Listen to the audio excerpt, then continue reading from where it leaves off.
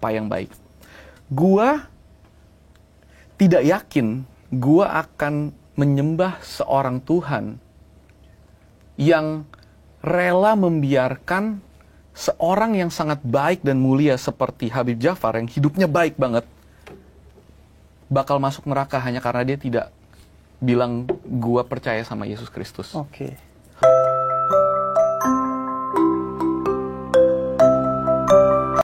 Shalom saudara terkasih di dalam Tuhan, balik lagi dengan saya di channel Kristen Inspiratif, dan kali ini kita kembali lagi bersama Pak Elia, di mana dia menstit lagi ajaran Kristen progresif yang salah, sangat-sangat salah, di mana ini Pak Pendetanya Brian Swata ini bilang ke Habib Jafar bahwa seorang Habib Jafar yang hidupnya tuh mulia, yang baik banget, tidak akan masuk surga walaupun dia bilang gua percaya Yesus.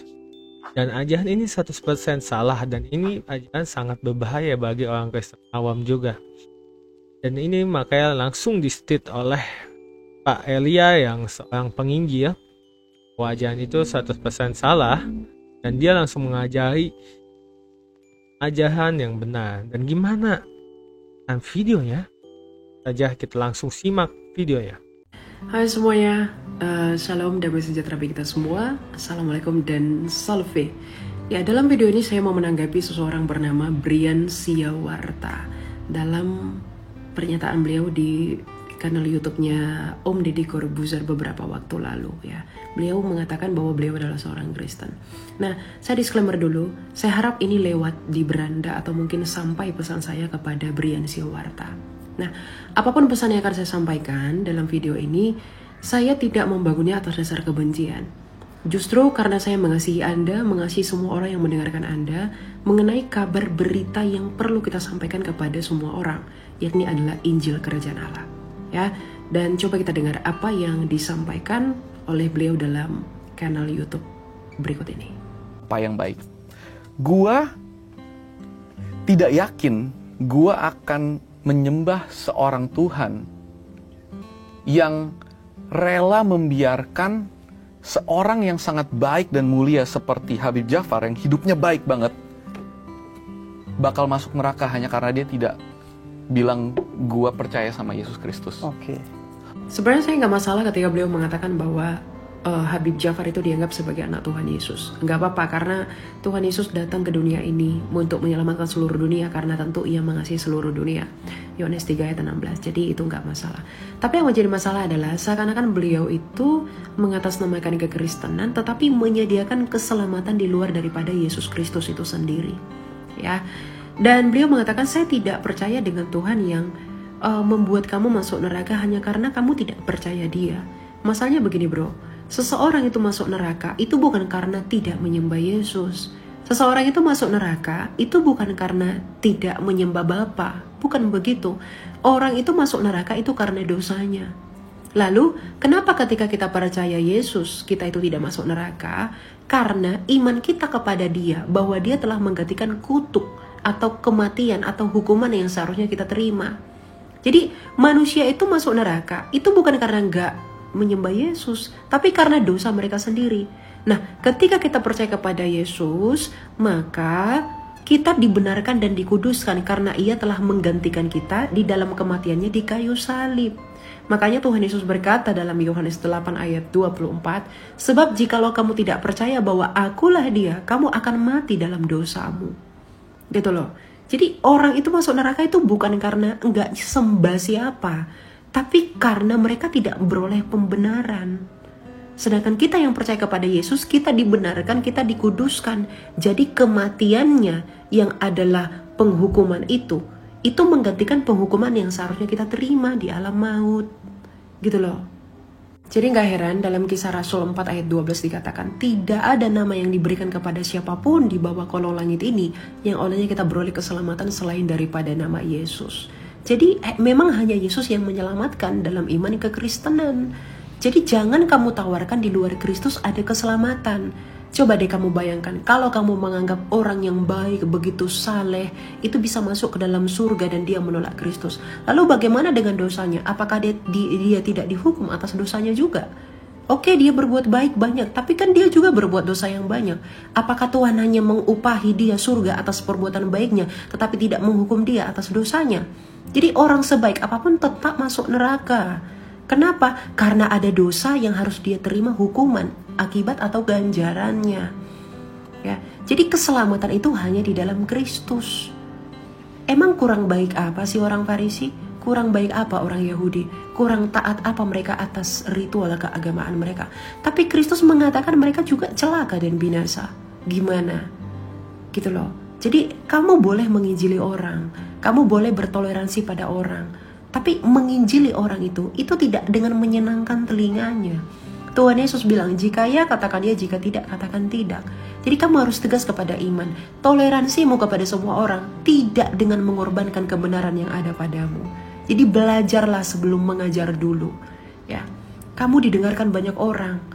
Kamu jangan berpikir kamu mengatakan begitu, kamu sedang menyelamatkan mereka. Tidak, kamu sedang membinasakan mereka. Membinasakan domba-domba yang sudah di dalam. Seakan-akan di luar Kristus pun it's okay, gak apa-apa, gak masalah. Gitu loh. Ya, jadi sampaikan imanmu dengan baik. Sampaikan dengan benar yang menurut kitab suci, bukan menurut tafsir pribadi kita sendiri. Kebohongan itu emang manis, sedap didengar, tetapi itu membinasakan. Tapi kejujuran itu pahit, tapi mengobati kita. Kalau memang seperti yang kamu katakan itu benar, bahwa di luar Kristus pun kamu gak apa-apa, yang penting kamu berbuat baik, dia tidak akan menghukummu dan lain-lain. Kamu sebenarnya tidak sedang menyelamatkan mereka, kamu sedang membinasakan mereka. Kamu tidak menyelamatkan mereka, kamu membiarkan mereka dengan hukuman yang akan mereka terima setelah kematian mereka. Lagi pula, kalau apa yang kamu katakan itu benar, coba kamu hayati dalam hatimu. Kamu tidak sedang meninggikan Kristus, kamu sedang menginjak-injak darahnya itu. Kalau memang perbuatan baik itu mampu menyelamatkan, ya, untuk apa darahnya tertumpah bagimu? Untuk apa dia datang bagi kita semua? Untuk apa Tuhan itu mengutus firman-Nya menjadi manusia agar mati bagi kita manusia? Kalau perkataanmu itu benar.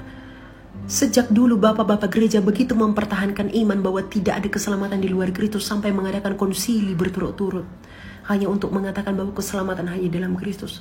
Lalu kamu dengan gampangnya mengatakan, enggak kok. Jadi bertobatlah sebelum terlambat. Tuhan mengasihimu dan menyayangimu. Beritakanlah Injil yang benar, bukan Injil yang palsu yang membinasakan. Dukung channel ini dengan cara subscribe, like, comment, and share supaya channel ini dapat membagikan konten-konten yang membangun iman kita. Terima kasih. Shalom and God bless you all. Firman Tuhan hari ini kita buka dari Yesaya 41 ayat 10. Janganlah takut sebab aku menyertai engkau, janganlah bimbang sebab aku ini Allahmu. Aku akan meneguhkan, bahkan akan menolong engkau. Aku akan memegang engkau dengan tangan kananku yang membawa kemenangan. Bagi saudara yang ingin mengikuti Zoom atau ingin didoakan, hubungi nomor admin yang ada di kolom deskripsi. Selamat menyaksikan, Tuhan Yesus memberkati.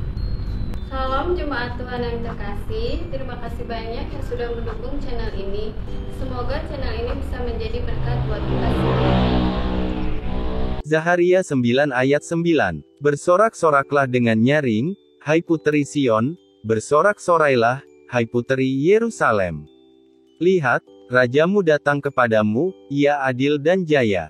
Ia lemah lembut dan mengendarai seekor keledai beban yang mudah. Zaharia 7 ayat 9-10. Beginilah firman Tuhan semesta alam, laksanakanlah hukum yang benar dan tunjukkanlah kesetiaan dan kasih sayang kepada masing-masing. Janganlah menindas janda dan anak yatim, orang asing dan orang miskin, dan janganlah merancang kejahatan dalam hatimu terhadap masing-masing. Yohanes 8 ayat 44. Iblislah yang menjadi bapamu dan kamu ingin melakukan keinginan-keinginan bapamu. Ia adalah pembunuh manusia sejak semula dan tidak hidup dalam kebenaran, sebab di dalam dia tidak ada kebenaran. Apabila ia berkata dusta, ia berkata atas kehendaknya sendiri, sebab ia adalah pendusta dan bapa segala dusta. Yohanes 4 ayat 24. Allah itu roh dan barang siapa menyembah dia, harus menyembahnya dalam roh dan kebenaran. Yohanes 15 ayat 26. Jikalau penghibur yang akan kuutus dari Bapa datang, yaitu roh kebenaran yang keluar dari Bapa, ia akan bersaksi tentang aku. Yeah.